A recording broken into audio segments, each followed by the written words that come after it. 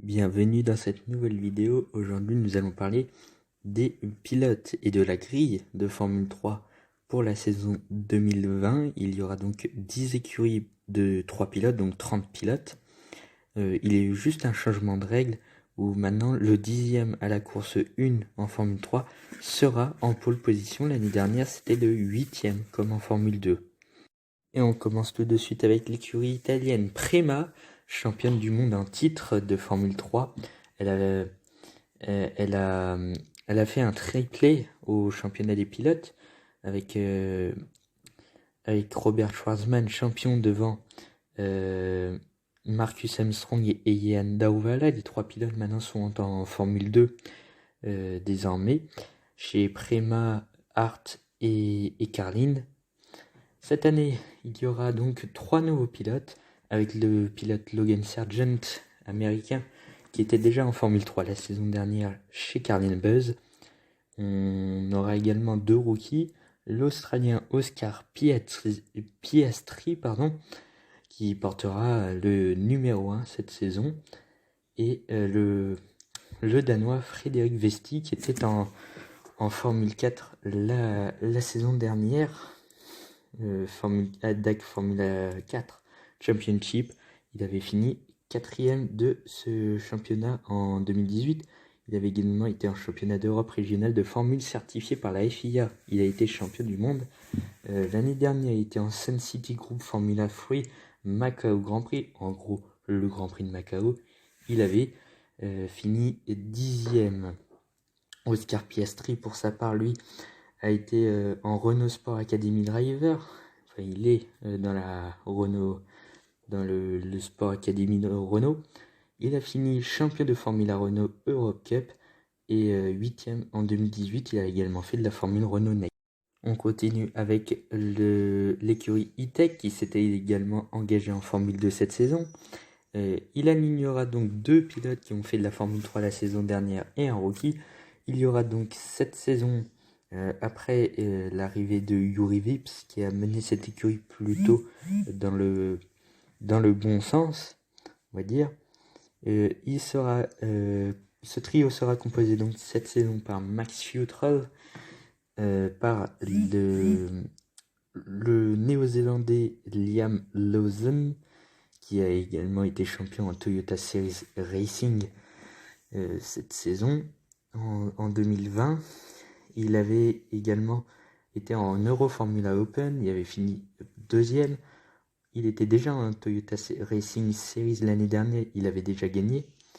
Oui, il a gagné en 2019, mais il a fini 2e en 2020 derrière Igor Fraga. Il est pilote de la Red Bull Junior Team. Voilà un peu pour son palmarès. Mike Futrell, lui, est dans la Renault Sport Academy.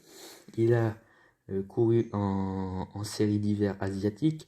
Il a couru au Grand Prix de Macao. Il a fini 18e, ce qui n'est pas très bon. Voilà pour ses principaux championnats depuis la saison dernière. Et le 3e pilote, ce sera le Norvégien Dennis Hodger, qui était la saison dernière en Formule 4 à DAC. Il avait fini derrière, 2e derrière Théo Pourchaire, me semble-t-il. On continue avec la 3e écurie du plateau, l'écurie française Art Grand Prix, qui alignera 2 rookies et un pilote qui a fait de la Formule 3 la saison dernière. On commence par du coup le pilote qui a fait de la saison de F3 l'année dernière chez Campos, Sébastien Fernandez. Il a couru il court en championnat d'Asie cette saison en 2020. Il a également fait de la Formule 1 Renault Europe Cup. Il a également fini 15e du Grand Prix de Macao F3 la saison dernière. Il a été 4e au championnat d'Italie F4 en 2017. Voilà pour ses principaux résultats en championnat du monde. On continue avec le nouveau pilote, le russe Alexander Smolyar, qui était en Formule 1 Renault Eurocup 3e la saison dernière. Il en a fait 2 saisons, il avait fini 12e en 2018. Il a fini 3e en championnat SMP F4 néo-zélandaise en 2017. Et 3e également en championnat d'Espagne F4 Ça, c'est tous ces résultats plutôt, ces résultats bons, on va dire. Et le troisième pilote, c'est le français Théo Pourchaire, qui est champion de Formule 4 à Dac. Il est membre de l'équipe junior de Sauber. Il a été en championnat de France F4 junior. Il a été champion. Voilà pour ses résultats sportifs avant la Formule. On continue avec l'écurie Trident qui est pas très bonne en Formule 2 et qui est engagée en Formule 3. Il se débrouille plutôt pas mal. On aura donc un pilote qui est déjà de l'écurie la saison dernière. Il y a également un rookie et un pilote plutôt bien expérimenté. On commence par le pilote qui était la saison dernière chez Trident, Devlin De Francesco. Bon, il a pas fait grand chose, on va dire. Il a fini 25e en Formule 3 la saison dernière. Faut remonter à 2017 pour qu'il ait fait une bonne saison en Euroformula Open, 3e. Champion d'Espagne en Formule 3, c'est tout. On continue donc avec le pilote allemand Lirim Zendeli qui donc était en Toyota Racing Series cette saison. Il a fini 18e de Formule 3 la saison dernière avec Sauber by Charus. Il a comme bon résultat fini champion d'ADAC Formule 4 en 2018, quatrième également en 2017. Bon, à part ça, pas de résultat exceptionnel pour l'Allemand. Et on finit par le rookie Ollie Caldwell, nouveau en Formule 3, puisque en meilleur résultat, il n'a fait qu'une troisième place au championnat d'Italie F4. On continue cette présentation avec l'écurie HWR Racelab qui présentera 3 pilotes. Il y aura donc 2 nouvelles têtes en Formule 3 cette saison et une qu'on connaît plutôt bien. On va commencer avec donc le pilote britannique Jack Hughes qui a fait une saison de F3 plutôt correcte la saison dernière. Il a remporté une victoire, je crois, ou 2. En tout cas, il a gagné des courses en F3 cette saison, ce qu'il n'a pas réussi à faire ses 2 anciens équipiers, qui étaient Ben Viscal et un autre pilote. Et j'ai oublié le nom. Donc, Jack Hughes, premier pilote, il sera accompagné de nouveau, l'Australien Jack Doohan et du Brésilien qui est le petit-fils du champion du monde Emerson Fittipaldi, le Brésilien Enzo Fittipaldi.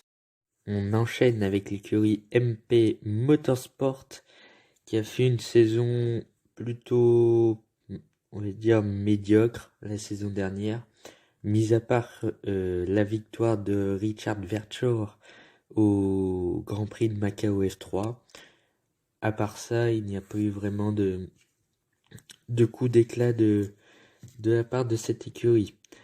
L'écurie qui a donc qui a gardé son pilote vainqueur de Macao, Richard Verchor, il sera accompagné de expérimenté. Il a fait une saison F3, Ben Viscal qui était chez HWA Racelab la saison dernière et qui n'a pas vraiment signé de bonnes performances la saison dernière. Il a fini quelques fois dans les points, mais c'était pas une saison exceptionnelle pour le pilote F3.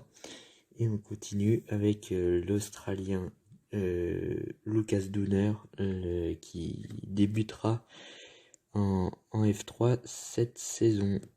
Et je viens de vous dire que Lucas Dooner était australien. Non, il n'est pas australien, hein, il est autrichien.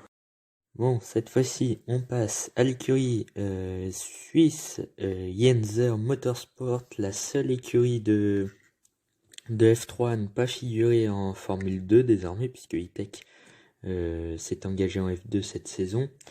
Et Yenzer alignera trois nouveaux, on va dire deux nouveaux et un demi-nouveau. L'Italien Federico Malvestiti, qui était en Formule 3 la saison dernière, il a fait quelques grands prix avec l'écurie suisse, Yenzer. Bon, il n'a pas signé de grosses performances. Il n'a même pas du tout signé de bonnes performances. Un peu comme tous ses équipiers. Chez Yenzer, la saison dernière, sauf Yuki Tsunoda qui a fait une bonne saison la saison dernière. Chez Yenzer, c'était un peu le bazar, on va dire, parce qu'il y a eu quatre pilotes dans la même voiture lors de la saison précédente. Il y avait Giorgio Carrara, Federico Malvestiti, Artem Petrov au début de l'année et le pilote d'origine de Macao, Leong. Et aucun de ces quatre pilotes n'a signé de grosses performances. Je dirais même que le meilleur, ça a été Artem Petrov. Mais vu qu'il avait plus de sponsors, je crois qu'il a dû arrêter la Formule 3. Bref, passons aux pilotes. Il y aura donc Callan Williams et Matteo Nannini, neveu de